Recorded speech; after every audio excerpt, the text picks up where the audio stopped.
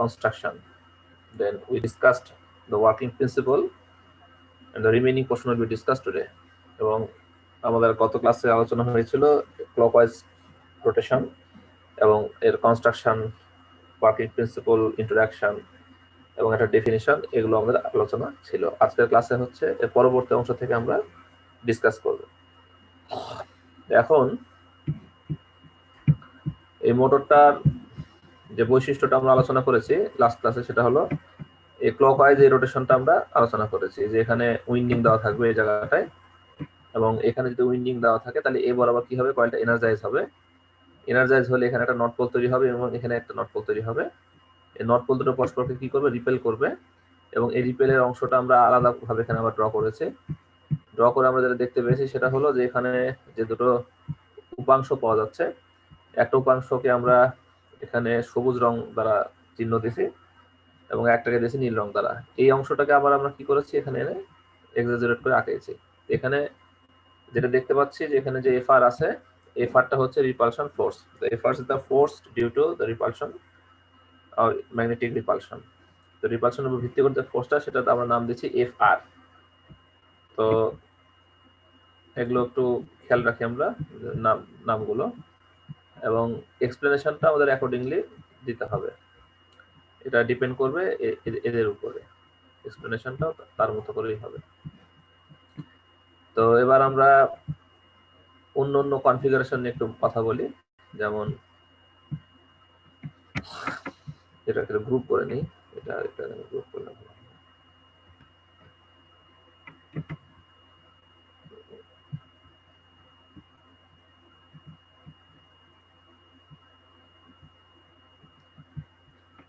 So we dissolved FR into two portions. One is the horizontal portion or horizontal component, which is denoted as FH, and FH denotes the horizontal component, and we can also say the tangential component.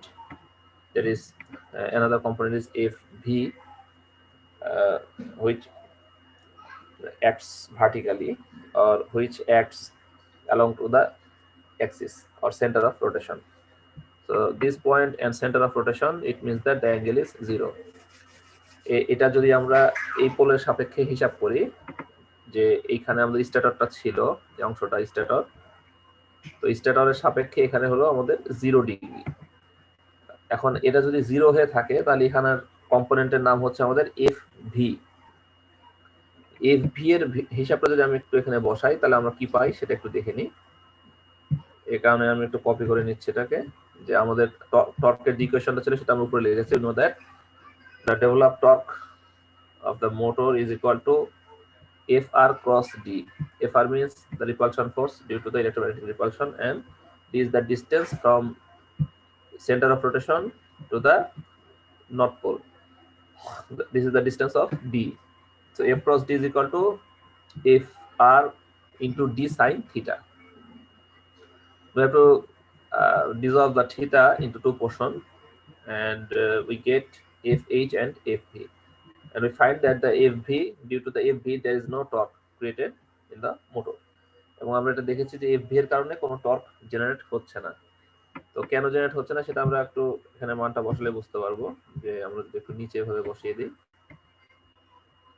এইখানে এখানে বসাই দিই,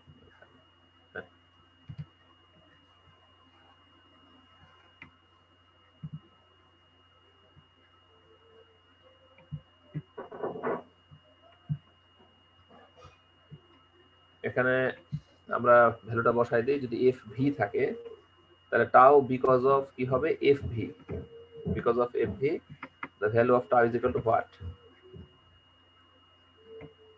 This is FV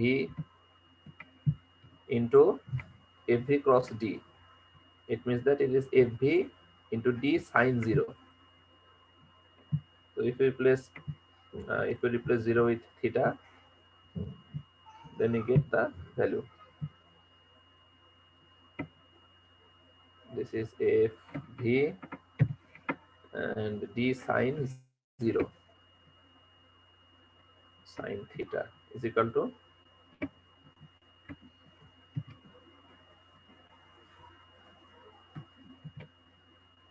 f v d sin 0. 0 means equal to 0. এবং আমাদের এখানে যদি explanation চায় যে রিপালশন মোটরের ডেভেলপ যে টর্কটা সেটার ইকুয়েশনটা ডিরাইভ করতে যদি বলে, তাহলে আমরা এখান থেকে শুরু করব যে এটা হলো stator north pole, rotor north pole, তারপরে এফ আর, সেখান থেকে কম্পোনেন্ট রিজলভ করে আমরা দেখিয়ে দিব যে একটা হচ্ছে ভার্টিক্যাল কম্পোনেন্ট ভি যেটা সেটা সমান সমান 0। এটা একটু আমাদের খেয়াল রাখতে হবে, তাহলে আমার মনে হয় যে আমাদের অনেকটা ইজি হয়ে যাবে। আমি এখানে এটা ভ্যালুটা বসাই দিই, ব্যাস তাহলেই আমাদের কমপ্লিট। তাহলে এই অংশটা হলো শুধুমাত্র টাউ না, এটা হচ্ছে আমি এখানে যদি টাউ বসাই দিই, আচ্ছা এখানে আমি একটু ইনসার্টে যাই, সিম্পলে গিয়ে এখানে আমি টাউ বসাই দিই। হ্যাঁ, টাউ নিয়ে নিয়েছে। এটার চেয়ে ছোট হাতের টাউটাই ঠিক আছে মনে হয়। এখানে আমরা এখানে ছোট হাতের টাউটা ইউজ করি, tau V. So tau v denotes the developed torque because of the vertical component is equal to f v cross t. So this is tau v. And similarly, tau h is equal to what? We have to develop another value. One is vertical component tau v, another is tau h. Tau h is the torque because of the horizontal component. এইভাবে করে আমাদেরকে একটু মাথায় রাখতে হবে, তাহলে easy হয়ে যাবে আমাদের জন্য। আচ্ছা এখন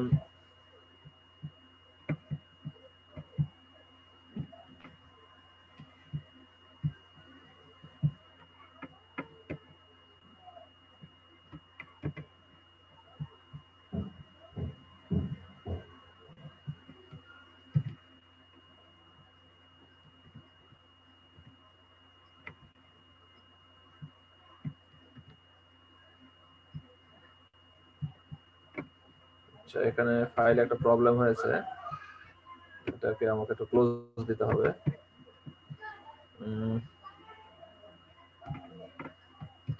আচ্ছা আমি ফাইলটা ক্লোজ করে আবার ওপেন করছি কিছুক্ষণের জন্য।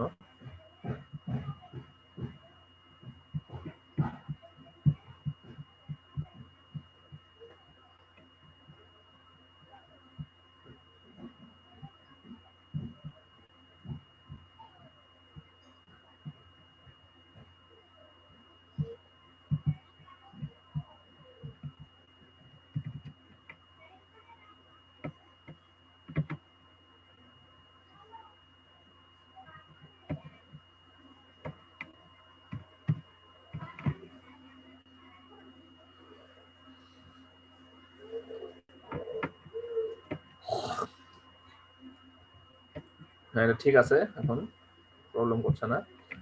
তাহলে এখন আমরা এটাকে আবার ডিসকাস করি যে the developer due to the vertical component tau v is equal to 0, and we have to derive another equation that is tau h, which is the horizontal component. It should be not equal to 0, rather it should have some value or magnitude. So let's start. Then fh, if instead of fv we should put fh, and fh cross d, it means again fh sin theta. fh sin theta is equal to fh d sin 90. Sir স্ক্রিনশটটা মনে হয় দেন নাই। আচ্ছা screenshot দেওয়া হয়নি, আচ্ছা sorry, আমি চলে যাই হোক, স্ক্রিনশটটা দেওয়া হয়নি।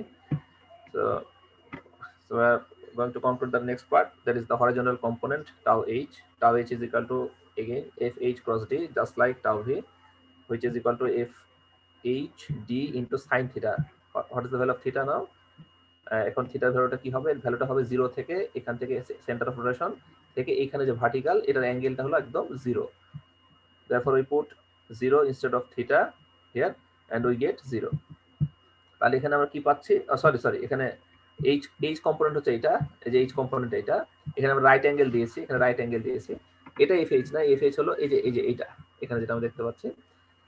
তো এখানে একটা আমি কর্নার বসাইছি, চার কোণা একটা চিহ্ন, মানে এটা হচ্ছে right angle. right angle means fhd into sin 90. Now it's sin 90, sin 90 is equal to 0. That's it.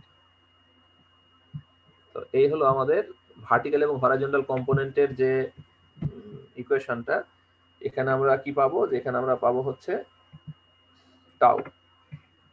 এখানে আমরা টাউটা নিয়ে আসি, ইকুয়াল টু হলো টাউ। এটা হচ্ছে টোটাল যে টর্কটা, সে টোটাল টর্কটা আসতেছে হচ্ছে টাউ এইচ থেকে। এই জন্য আমি এখানে সমান সমান আমি লিখে রাখছি tau. and we defined tau as the developed torque in the motor. তাহলে আমরা সরাসরি এখন কি করব, এটাকে আমি সেন্টার অফ রোটেশনে নিয়ে যাই, তাহলে ঝামেলা শেষ, এটা মিনিংটা ক্লিয়ার হয়ে যাবে আমাদের। এবং এখানে আমরা একটা স্রেফ একটা চিহ্ন ইউজ করব, সেটা হচ্ছে টাউ। তাহলে আমরা এখানে এখন এখানে আমরা টাউ বসাই দিই, ব্যাস। এই হলো আমাদের এই টর্ক, ডেভেলপ টর্কটা আমাদের ডিরাইভ হয়ে গেল।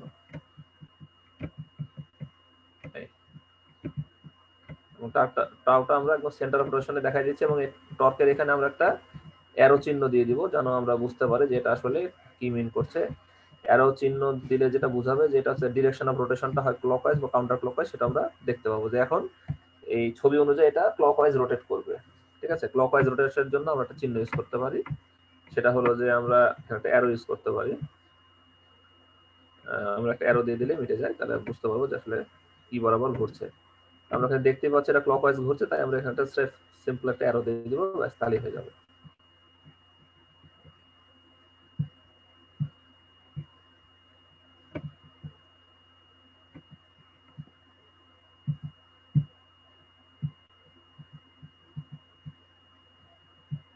আচ্ছা, তাহলে আমরা এখানে দিয়ে দিলাম, এখানে এইখান থেকে নিয়ে এটা হচ্ছে ডিরেকশন অফ রোটেশন। এটাকে আমরা অন্য কালার দিয়ে দিচ্ছি, যেন অন্য কিছুর সাথে এটা মানে আমরা কনফিউজ না হয়ে যাই। তাহলে আমরা এখানে এটাকে আমরা অন্য একটা কালার দিয়ে দিই, লাল অথবা কিছু একটা দিয়ে দিই। আউটলাইন এখানে এটাও দিয়ে দেওয়া যায়, যাই হোক। আর এটা একটু মোটা করে দিই, ব্যাস। ওয়েটটা আমরা একটু মোটা করে দিই, আর এখানে একটা অ্যারো বসাই দিলে আরো ক্লিয়ার হয়ে যাবো আমরা, যে আমরা এখানে একটা অ্যারো দিয়ে দিব, ব্যাস তাহলেই হয়ে যাবে।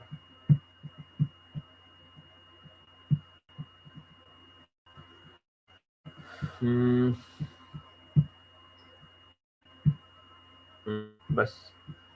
It means that the direction of rotation is now clockwise. So what for the counterclockwise rotation? We have to repeat the same explanation for counterclockwise rotation. আমরা যদি আমাদের কোশ্চেন আসে যে derive the torque for counterclockwise rotation for a repulsion motor or off a repulsion motor, then what should we do? We have to redraw the armature and the field again. Then we have to replace the, or we have to rotate the brushes. So the figure is as drawn that we are free to rotate the brush along its axis.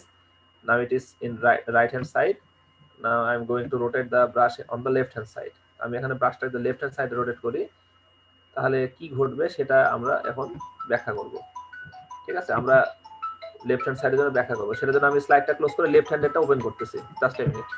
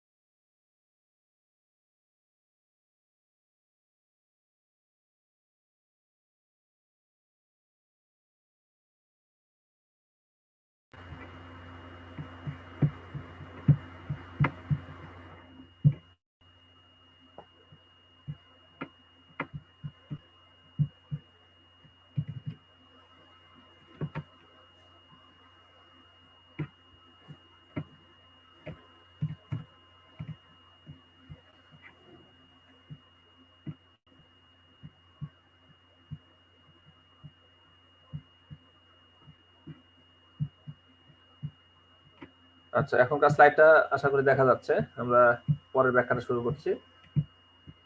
Now I'm going to explain the next explanation, which is the counterclockwise rotation, the derived torque. And what we have to do, we just need to reverse the concept, and আমাদেরকে আগের কনসেপ্টটাকে just আমরা reverse করব, সেখানে কি যে আমরা counter clockwise rotation করতে গেলে ব্রাশটাকে তার অ্যাক্সিসের সাপেক্ষে কি করব, কাউন্টার ক্লকওয়াইজ দিকে ডিরেকশনে ঘুরাই নিব।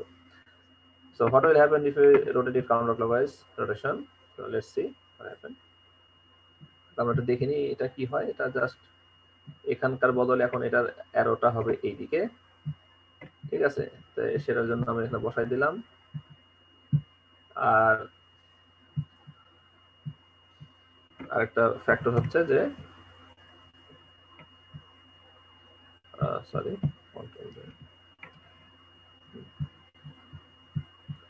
তাহলে আমাদের এটা হয়ে গেল। সেকেন্ড থিং হচ্ছে যে এটাকে একটু সোজা করে দিই। এটা মোটামুটি ঠিক আছে।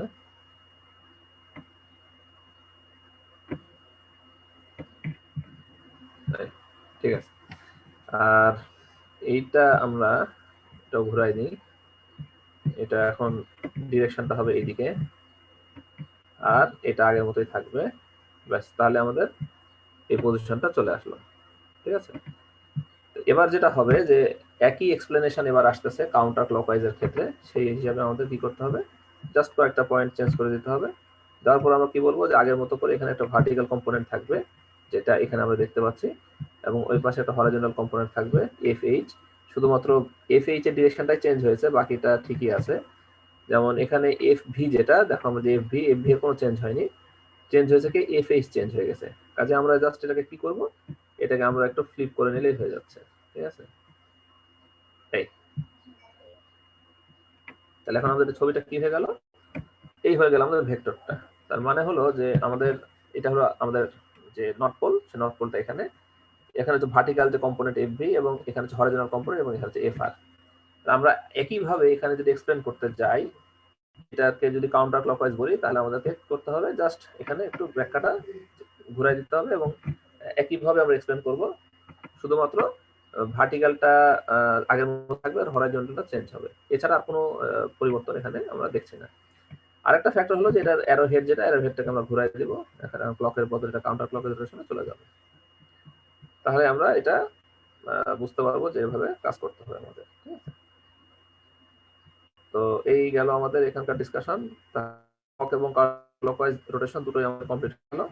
এবার আমাদের বাকি থাকলো যে স্টপ এন্ড আইডিয়াল পজিশন। এবার আমরা স্টপ এন্ড আইডিয়াল পজিশন আলাপ করব। তো কাজ করতে আমরা যদি এখানে কোনো নেগেটিভ চিহ্ন কারো ইউজ করার প্রয়োজন হয়, যেমন জিরো, জিরোর ক্ষেত্রে নেগেটিভ বা পজিটিভ কোনো ফ্যাক্টর করে না, কিন্তু হরাইজন্টাল ডিরেকশনটা যদি ঘুরে যায় টাও এইচ, এটা সমান সমান আগে যদি FH টাকে আমরা রাইট হ্যান্ড সাইডে যদি FH টা ধরতাম, তাহলে এখানে আমরা কি করতে পারি যে এটা চিহ্ন করতে পারি যে মাইনাস FH অফ ডি। এইটা যদি আমাদের FH এদিকে হয়, যেমন আমি যদি এটাকে আরেকটু করে নিই, একটু কপি করে হয়তো বা আমাদের এক্সপ্লেনেশন সহজ হবে বুঝতে। আমি এটা এখানে নিয়ে আসি, তাহলে সুবিধা হবে। তো হচ্ছে যে সাইন ব্যাপারটা একটু আমরা খেয়াল করি। এটা যদি FH হয়, FR আছে, এখন আমাদের ভ্যালুটা যদি FR এর জায়গায় এখন আমরা নেগেটিভ ইউজ করি, তাহলে মাইনাস FR হচ্ছে, এবং আমাদের এই চিহ্নটা যদি চেঞ্জ হয়ে যায়, যে এখানে আমাদের কি থাকতেছে FH, FH টা হয়ে যাচ্ছে মাইনাস FH। আমরা যদি এভাবে ডিরেকশনটা হিসাব করি, আমি ডিরেকশনের ব্যাপারে বলছি যে কিভাবে আমরা ডিরেকশনটা সিলেক্ট করব। তো ডিরেকশন সিলেক্ট করার জন্য আমরা যেটা করব সেটা হলো যে মানে ডান, এই এক্সিস থেকে ডান দিকে হলো পজিটিভ, এবং এই এক্সিস থেকে বাম দিকে হলো নেগেটিভ। Simple convention. এটা হচ্ছে আমার এক্সিস, ভার্টিক্যাল এক্সিস। ভার্টিক্যাল এক্সিসের ডানের পাশে যদি যায়, তাহলে আমি সেটাকে পজিটিভ ধরবো, আর বামের পাশে গেলে নেগেটিভ ধরবো। এই হচ্ছে আমাদের কনভেনশন। যেহেতু FV এর ডিরেকশন চেঞ্জ হয়নি, আমি এই ফরওয়ার্ড ডিরেকশনটাকে পজিটিভ ধরতেছি, কারণ FV এর ডিরেকশন আগের মতোই আছে। FV টা ক্লকওয়াইজে যা ছিল, FV কাউন্টার ক্লকওয়াইজও সেম আছে। As the direction of FV is the same, therefore the sign should be unchanged, এবং এর সাইনকে আমরা কি রেখেছি, আনচেঞ্জ রেখেছি। ঠিক এই জায়গাটা দেখি যে এখানে টাউ ভি সমান সমান, এখানে FV এর জায়গায় আমি মাইনাস FV ইউজ করিনি। যদিও মাইনাস FV ইউজ করলে এটা মাইনাস জিরোই হতো, মানে জিরো হয়ে যেত। এই কারণে এটা প্লাস বা মাইনাসে যদিও কিছু এসে যায় না, তারপর আমরা কনভেনশনটা ফলো করেছি। আচ্ছা, সেকেন্ড থিং হলো যে আমরা এই অ্যাক্সিস থেকে যখন ডান পাশে পজিটিভ ধরলাম এবং বাম পাশে নেগেটিভ ধরলাম, তখন এখানে FR এবং FH এগুলো কি হয়ে গেল, পরস্পর জাস্ট রিভার্স হয়ে গেল। তখন আমি কি করলাম, এখানে মাইনাস চিহ্ন বসালাম। এই চিহ্নটা যদি আমি এখানে বসিয়ে দিই তাহলে কি হয়, তাহলে যেটা হয় যে এটা হলো এখন নেগেটিভ হয়ে গেল। তাহলে এইটা সমান সমান এখানে একটা নেগেটিভ হবে এবং এখানে আমরা নেগেটিভটাও পাবো। এটাই হলো বলার উদ্দেশ্য, আর কিছু না। আর মানে হচ্ছে যে হরাইজন্টাল কম্পোনেন্টের কারণে কখনো কখনো আমাদের কি হয়ে যাবে, এটা নেগেটিভ হয়ে যাবে। অর্থাৎ নেগেটিভ টর্ক মানে হচ্ছে কাউন্টার ক্লকওয়াইজ। আমরা যদি টর্কের একটা কনভেনশন ধরি তাহলে এই টর্কটা this is no longer positive, now it is negative, therefore we use a minus sign here এবং এই টর্কে আমরা এটা ইউজ করলাম যে এখন minus tau means it rotates counter clockwise rotation. এখন এখানে যে টাউ এইচটা দিয়েছি, টাউ এইচটা আসলে এটা হচ্ছে নেগেটিভ কম্পোনেন্ট, কিন্তু টাউ এইচের চিহ্নটা আমরা এই জন্য চেঞ্জ করে এটাকে ডিফাইন করেছি that torque which is developed due to the horizontal component, this is tau. আচ্ছা, এখন বলো যে এইটুকু বুঝতে কোনো প্রবলেম হচ্ছে কিনা? না স্যার। আচ্ছা, এই পোর্শনটা আমাদের কমপ্লিট হয়ে গেল। তাহলে আমরা রিপালশন মোটরের দুটো পজিশন ক্লিয়ার করেছি, একটা হচ্ছে ক্লকওয়াইজ, একটা কাউন্টার ক্লকওয়াইজ। এবার আমরা আসবো হচ্ছে স্টপ এবং আইডিয়াল পজিশন। স্টপ এবং আইডিয়াল পজিশনটা হলে আমাদের এই রিপালশন মোটরের চারটা পজিশন এক্সপ্লেনেশন কমপ্লিট হয়ে যাবে।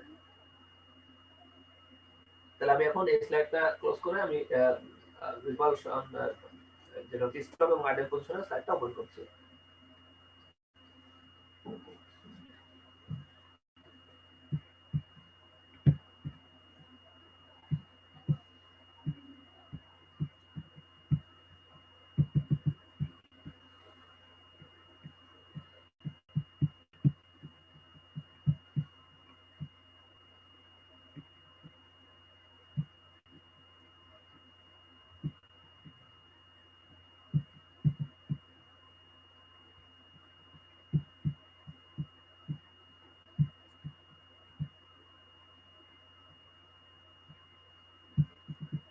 এখন আমরা যে স্লাইডটা দেখতেছি সেটা হচ্ছে আইডিয়াল বা স্টপ পজিশন, আর একটাকে বলা হচ্ছে স্টপ পজিশন। তো একটাকে আইডিয়াল এবং একটাকে স্টপ বলার কারণও আছে, সে কারণটা আমি এক্সপ্লেন করছি। এখানে আমি স্লাইডটা শেয়ার দিয়ে দিচ্ছি আগে। আচ্ছা, এখন যে আমরা অ্যালাইনমেন্ট যেটা এখানে দেখতে পাচ্ছি এই স্লাইডে, এদের যে কোনো একটা পদ্ধতি যদি আমি ব্রাশকে রাখি তাহলে আমাদের আসলে কি হবে, আমাদের এই মোটরটা ঘুরবে না, না ঘুরে সে কি হয়ে থাকবে, সে হলো থেমে থাকবে। তো কেন থেমে থাকবে সেটা টর্কের সাথে এক্সপ্লেন করব।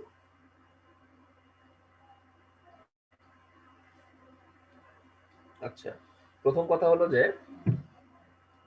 আমাদের বাম সাইডের যে ছবিটা আমরা খেয়াল করি, সেই ছবিটা এটাতেও মোটরটা স্টপ হয়ে থাকবে, আবার ডানের যে কনফিগারেশন, সেই ডানের কনফিগারেশনও মোটরটা স্টপ হয়ে থাকবে।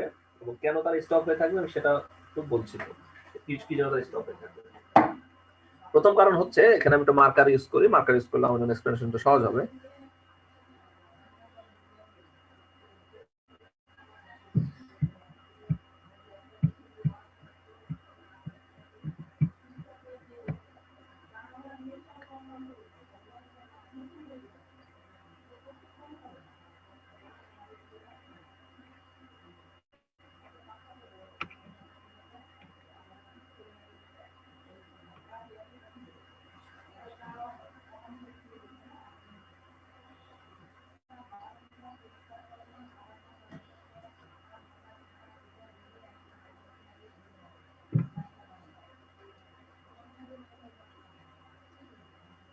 এখন এটা হলো সেন্টার অফ রোটেশন, যেখানে আমি চিহ্নটা দিলাম। আগের যে মাইক্রোসফট অফিস ফাইলটা আছে একই পজিশন, খালি আমরা এখানে একটা মাঝখানে এম ইউজ করছি। এমটাতে হলো মোটর বা রোটর বোঝানোর জন্য। This is the centre of rotation এইটা। এবং আগের ইকুয়েশনগুলো একটু খেয়াল করে দেখি যে এখানে স্টেটরে যে নর্থ পোল এবং রোটর নর্থ পোল চলে এসেছে। আর এখানে আমাদের ফোর্সটা কিভাবে কাজ করছে, ভার্টিক্যাল ভাবে কাজ করতেছে। ফোর্সটা হচ্ছে এভাবে ভার্টিক্যাল ভাবে কাজ করছে, F. So this is the F R. তাহলে আগের যে এফ আর এর পজিশনটা ছিল, সেই এফ আর এর পজিশনটা চেঞ্জ হয়ে গেছে। আগের এফ আরটা ছিল এরকম কোনাকুনি, আমি ওটা আঁকিয়ে দিচ্ছি। এটা ছিল একটা এফ আর, আর আরেকটা মাইনাস এফ আর ছিল এইদিকে, আমি দুটোই আঁকালাম। আর বর্তমানে রেফারটা হচ্ছে এরকম। আগে রেফারের মধ্যে ছিল কি, একটা হচ্ছে হরাইজন্টাল কম্পোনেন্ট ছিল FH, আর একটা ছিল FV, আর এখানেও ছিল তাই, যে FV আর হচ্ছে মাইনাস FH। এই কনফিগারেশনটা থেকে যেটা আমরা বুঝতে পারছি যে বর্তমানে যেহেতু এফআরটা কাজ করছে ডাইরেক্ট ভার্টিক্যাল ভাবে ডাউনওয়ার্ড দিকে, the repulsion force works in downward direction and is also in vertical direction. That is why there is no horizontal component of the vector. আমরা যদি এই ভেক্টরটাকে অ্যানালাইসিস করি FR, এখানে আমরা কোনো হরাইজন্টাল কম্পোনেন্ট পাচ্ছি না। আমি যদি এটাকে ভাগ করি, এখানে আমি অ্যারো দিয়ে যদি লিখি FH সমান সমান কত, FH should be simply 0, and in that case FV is equal to FR, because we know that the direction, the vector of FR is equal to FH plus FV. What is the reason? The reason is that as FH is equal to 0, there is only FV. That is why FR is equal to FV. এটা কি clear হয়েছে?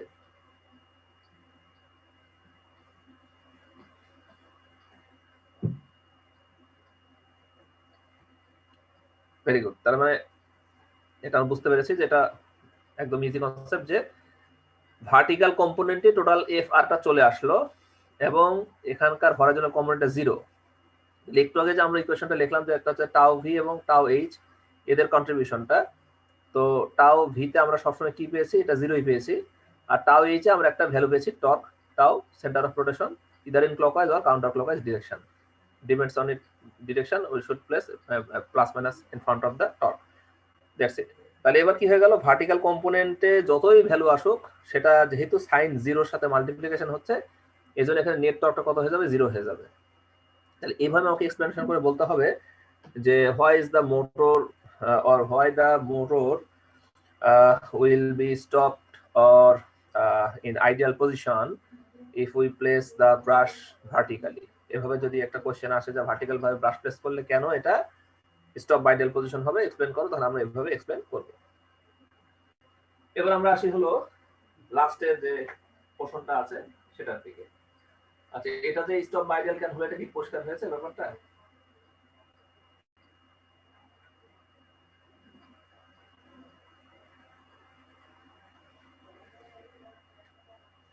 ঠিক আছে, তার মানে এটা clear. এবার আমরা আসি পরেরটাতে।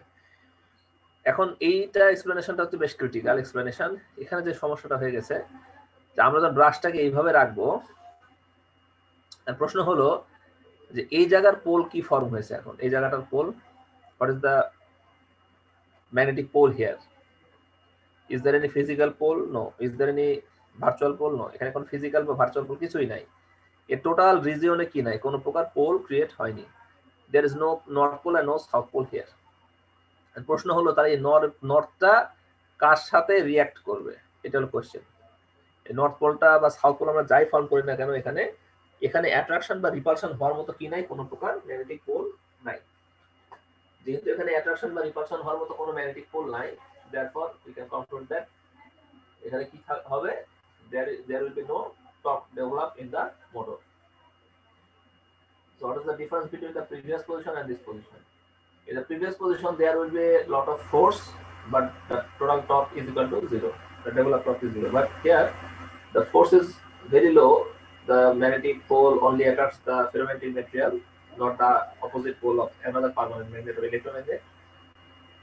Therefore the force is quite low and the developed torque is also low. তবে বামের যে ছবি এবং ডানের ছবির সাথে প্রধান পার্থক্য হলো, বামের এই ছবিতে হবে কি, অনেক বেশি পরিমাণ ফোর্স ডেভেলপ হবে কিন্তু কোনো কি হবে না, টর্ক ডেভেলপ হবে না।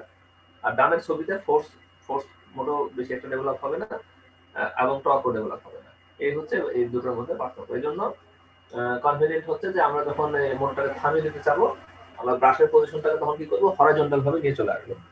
তো পারফেক্ট হরাইজন্টাল বা পারফেক্ট ভার্টিক্যাল ভাবে যখন আমরা ব্রাশটা নিয়ে আসবো, তখনই কেবলমাত্র আমরা কি দেখতে পাবো, এটা 0 পেয়ে যাব। এবং সেটা আমি একটু ডেমনস্ট্রেট করে দেখাচ্ছি এখানে। সেটা হলো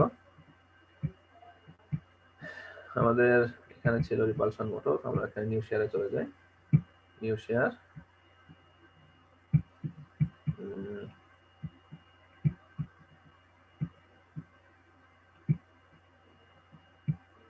এই নিউ শেয়ার। তো আমরা এবার এই ব্রাশ পজিশনটাকে কি করছি, ব্রাশ পজিশনটাকে আমরা আর বাকি পজিশন দুটোর জন্য দেখিয়ে নিচ্ছি। ঠিক আছে, একটা পজিশন হচ্ছে এখানে, এই যে এখান থেকে এটা হলো স্টপ পজিশন, এটা একটা পজিশন। এখানে কি হবে, এখানে অনেক বেশি পরিমাণ টর্ক ডেভেলপ হবে এবং এই সময় এই এফআর এর ডিরেকশনটা এদিকে না থেকে এই যেটা এফভি এর সাথে সুপার ইম্পোজ করবে, আর গ্রিন এই অ্যারোটার ভ্যালু হবে 0। আরেকটা পজিশন হচ্ছে এখানে যদি ঘোরায় আমরা একদম ভার্টিক্যাল ভাবে নিয়ে চলে আসি, এখানে নিয়ে চলে আসলে তখন কি হবে, এখানে নিয়ে আসলে there will not torque develop in the center of rotation, কোনো টর্ক ডেভেলপ হবে না এবং এখানে যে নর্থ পোলটা, এই নর্থ পোলটা এই জায়গায় ক্রিয়েট হবে না, শুধুমাত্র এইখানকার যে নর্থ পোলটা চলে যাবে, এই নর্থটাই শুধুমাত্র থাকবে। তো এই হলো আমাদের স্টপ এবং আইডেল পজিশন।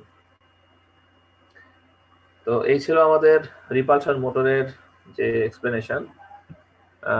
রিপালশন মোটরের ডেফিনেশনটা আমরা এভাবে জেনেছিলাম যে সিম্পল ভাবে, যে repulsion motor is such type of motor which works on the basis of electromagnetic repulsion not on the electromagnetic attraction। এভাবে করে ফিচারগুলো বলা ছিল এবং এর মধ্যে দুই ধরনের কনস্ট্রাকশন দেওয়া ছিল, একটা হচ্ছে সিম্পল কনস্ট্রাকশন, একটা হচ্ছে ডিটেল কনস্ট্রাকশন। ডিটেল কনস্ট্রাকশনের মধ্যে কি ছিল, এখানে অপোজিট দিকে কিছু আমাদের কয়েল বা উইন্ডিং গুলো ছিল, এগুলো কিন্তু সহকারে এক্সপ্লেনেশনটা করতে হবে। যদি আমি ছবিটা ক্লিন রাখার জন্য ভিতরে এই কয়েল বা উইন্ডিং গুলো কাজকে রাখাইনি, আমরা গত ক্লাসে দেখেছি কিভাবে কয়েল বা উইন্ডিং গুলো কানেক্টেড থাকে। এইভাবে করে আমাদের আসলে এই স্টপ এবং আইডেল পজিশন গুলো অ্যাচিভ করতে হবে। এবার আমরা বাকি আলোচনাগুলো সারি, যে কনস্ট্রাকশন ওয়ার্কিং প্রিন্সিপাল হওয়ার পর এখন এই রিপালশন মোটরগুলো আসলে কোথায় ইউজ হয় সে সম্পর্কে আমরা একটু দেখি, যে রিপালশন মোটরটা আসলে আমরা কোথায় ইউজ করবো প্র্যাকটিক্যালি।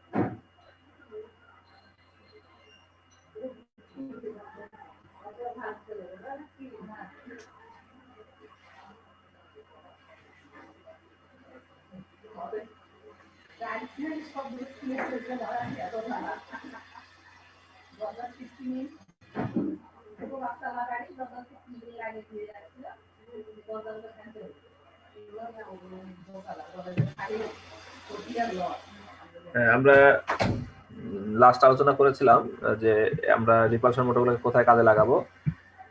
তো বেশ কয়েকটা অ্যাপ্লিকেশন আমরা পেয়েছি রিপালশন মোটরে। তার মধ্যে একটা অ্যাপ্লিকেশন হলো যে ডিজেল ইলেকট্রিক লোকোমোটিভ বা ইলেকট্রিক ট্রেন বা আমরা যে রেলগাড়িতে চড়ি, তো এই ট্রেনের যে ইঞ্জিন থাকে, তো সেই ইঞ্জিনটা আসলে সরাসরি ডিজেল ইঞ্জিন থেকে হুইলে পাওয়ারটা সাপ্লাই হয় না। তো যেটা হয় যে ডিজেল ইঞ্জিনের ভিতরে একটা ডিজেল ইঞ্জিন থাকে, ট্রেনের যে ইঞ্জিন, সেই ইঞ্জিনটার সাথে একটা জেনারেটর কাপলিং করা থাকে, সেই জেনারেটর থেকে ইলেকট্রিসিটি ফ্লো হয়, সেই ইলেকট্রিসিটির মাধ্যমে এই মোটরগুলোতে পাওয়ার সাপ্লাই দেওয়া হয়। এই মোটরগুলো ট্রেনের চাকার সাথে কানেক্টেড থাকে বা মাউন্টেড থাকে, এভাবে ট্রেনের হুইলগুলোতে পাওয়ার যায়। আমরা ট্রেনে দেখেছি যে মোট সামনে এবং পিছনে মিলে 3-6 জোড়া চাকা থাকে। তো মোটরগুলো এই 6টা চাকার সাথে কানেক্টেড থাকে বা মাউন্টেড থাকে এবং এই 6টা মোটরের পাওয়ার থেকে আসলে এই ডিজেল ইলেকট্রিক লোকোমোটিভটা চলে, ইলেকট্রিক ট্রেনটা চলে। এটা হচ্ছে এটার অ্যাপ্লিকেশন এবং এই মোটরগুলোকে সাধারণত ট্র্যাকশন মোটর হিসেবে ইউজ করা হয় এবং ভেরি হাই টর্ক এবং হাই ইনার্শিয়া এই পারপাস গুলোর ক্ষেত্রে মোটরটা ইউজ করা হয়। তো এই ছিল আমাদের এটার অ্যাপ্লিকেশন, এবং এটার যে রিলেটিভ অ্যাডভান্টেজ এবং ডিসঅ্যাডভান্টেজ সেটা হচ্ছে আরেকটা টপিক, যে এই মোটরগুলোর আসলে অ্যাডভান্টেজ গুলো কি কি এবং ডিসঅ্যাডভান্টেজ গুলো কি কি সেটা আমরা এখন দেখে নিই অন্যান্য মোটরের সাপেক্ষে। অ্যাডভান্টেজ এবং ডিসঅ্যাডভান্টেজ যেটা আমরা একটা হোয়াইট বোর্ডের মাধ্যমে এই পাশে এবং ও পাশে একটু ভাগ করে পয়েন্ট আকারে লিখে নিই।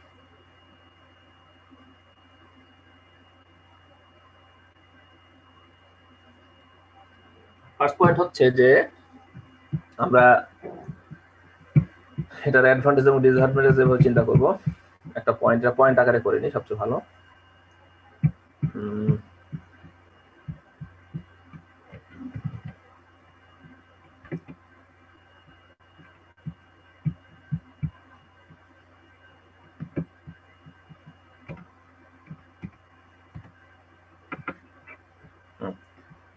তাহলে এটা আমরা একটু পয়েন্ট আকারে করে নিই সবচেয়ে ভালো, তাহলে আমরা এইভাবে লিখতে পারবো। পয়েন্ট আকারে লিখবো, কাজ একটু সমস্যা হচ্ছে কেন? আচ্ছা এটা কেটে দিই, নতুন একটা ফাইল ওপেন করি। এটা হচ্ছে অ্যাডভান্টেজেস এন্ড ডিসঅ্যাডভান্টেজেস, ব্যাস হয়ে গেছে। এটা শেয়ার করলে সহজ হবে। তো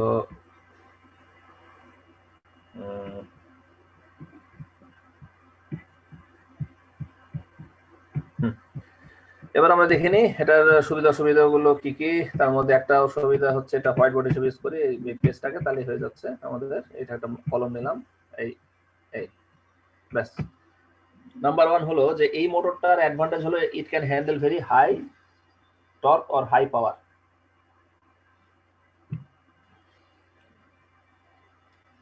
Advantages is number 1 is high power application. এটা হচ্ছে one of the advantages. So the first point should be power. Number 1, power. It is high power application. And disadvantages, although it is suitable for use in high power application, but its disadvantage is that it is not suitable to operate, or it is not suitable to connect it in low power application. এটা কোনো low power application এর জন্য suitable না আদৌ। এটা একটা বড় সমস্যা, ঠিক আছে। ডিসঅ্যাডভান্টেজ এটা হচ্ছে লো পাওয়ারের জন্য সুইটেবল না, নট সুইটেবল ফর লো পাওয়ার বা not for low power application, LPA. This is the first point. What is the second point? Second point is the driver circuit. Driver. The advantage is that it doesn't require any driver circuit. আমরা মনে হয় advantage এবং ডিসঅ্যাডভান্টেজটা একসাথে আলোচনা করলে গন্ডগোল পাকতেছে। আমরা আগে অ্যাডভান্টেজটা লিখে নিয়ে পরে ডিসঅ্যাডভান্টেজ এটা সুবিধা হবে। অ্যাডভান্টেজ হচ্ছে যে it doesn't require any driver circuit. এই মোটরটার জন্য কোনো প্রকার ড্রাইভার সার্কিট প্রয়োজন হয় না। এটা হচ্ছে ওয়ান অফ দ্য অ্যাডভান্টেজেস।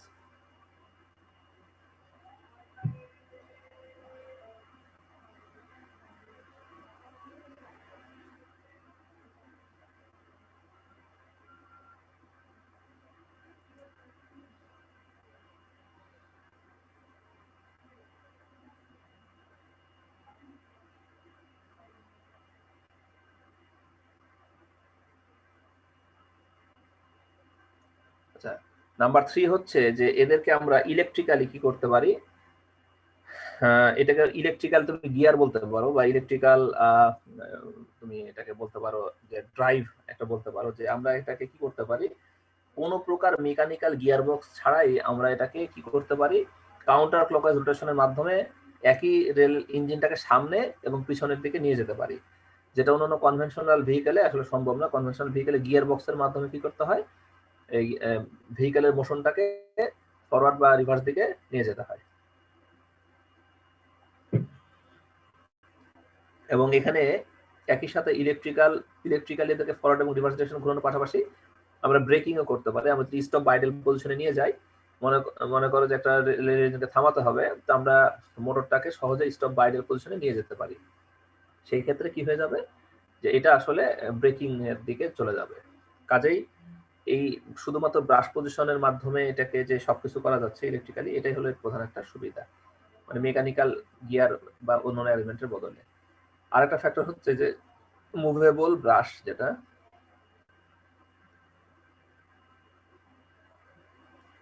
আচ্ছা মুভেবল ব্রাশের ব্যাপারটা এরকম যে একমাত্র এ পর্যন্ত যত মোটর আমরা পড়েছি শুধুমাত্র এই মোটরটাতেই মুভেবল ব্রাশ ছিল, এছাড়া অন্য কোনো মোটরে আমাদের মুভেবল ব্রাশ এই সিস্টেমটা ছিল না। এই জন্য এইগুলো হচ্ছে আমাদের এই মোটরের বড় বড় সুবিধা। তো বড় বড় সুবিধার পাশাপাশি আমরা কিছু অসুবিধা যে নাই তা না, এটা কিছু অসুবিধাও আছে। আমরা একটু দেখে নিই যে অসুবিধাগুলো কি কি। আমরা ডিসঅ্যাডভান্টেজটা একটু দেখে নিই। এটা তো নড়ছে না, আচ্ছা এটা থাকুক, আমি পাশ দিয়ে লিখি। ডিসঅ্যাডভান্টেজ যেটা, এটাকে মনে হয় মুছে নিলে সুবিধা হবে। মোছারও দরকার নেই, পাশ দিয়ে লিখে দিই, ব্যাস তা লিখে দেবো, হচ্ছে গেল। প্রথম সমস্যা 1 নাম্বার হচ্ছে যেটা ডিসঅ্যাডভান্টেজ, আমি ছোট করে ডিআইএস লিখে রাখলাম। ডিসঅ্যাডভান্টেজ হচ্ছে ইট রিকোয়ার্স হাই ভোল্টেজ। এটা চালাতে গেলে আমাদের হাই ভোল্টেজ লাগে। হাই পাওয়ার দিতে হবে এটা তো সবাই জানে, কারণ হাই পাওয়ার অ্যাপ্লিকেশনের মোটরে হাই পাওয়ার তো দিতেই হবে। কিন্তু সমস্যা হলো যে ভোল্টেজটা যদি আমরা বেশি দিই, এই হাই ভোল্টেজটা অনেক ইস্যুর সাথে জড়িত, সেফটি, সিকিউরিটি বা ইনসুলেশন, এগুলোর উপরে হাই ভোল্টেজটা ডিপেন্ড করে। এই কারণে এই হাই ভোল্টেজ হওয়াটাকে আমরা আলাদাভাবে একটা অসুবিধা হিসেবে দেখছি। As it contain several brushes, যেহেতু এখানে আসলে আমরা বড় বড় ব্রাশ দেখতে পাচ্ছি এক জোড়া, এবং এদেরকে কি করতে হবে, এদেরকে রিপ্লেস করতে হবে, মেইনটেনেন্স করতে হবে, ঠিক আছে? তাহলে মেইনটেনেন্স মানে কি, যে ব্রাশ চেঞ্জ করতে হবে, ঠিক আছে না? ব্রাশ চেঞ্জ করতে হবে, মানে মেইনটেনেন্স করতে হবে এই জন্য যে ব্রাশ আর কমিউটেটর আলাদা কোনো মোটর আমরা প্রায় আমরা এর আগে দেখেছি যে এটার মেইনটেনেন্সটা অবশ্যই করতে হয়, এটা একটা সমস্যা।